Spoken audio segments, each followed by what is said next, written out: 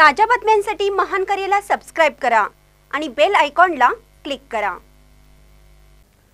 अडकूरमधील बेकायदेशीर अतिक्रमण हटवले, अडकूर ग्रामपंचायतीचा क्रांतिकारक निर्णय।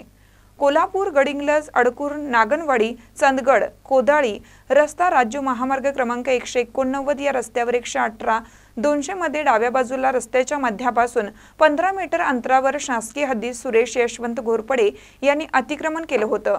हे अतिक्रमण बेकायदेशीर केले असल्याने सदरचे अतिक्रमण सार्वजनिक बांधकाम उपविभाग चंदगड यांनी पोलीस बंदोबस्तात हटवले। यावेळी बघ्यांची गर्दी झाली होती।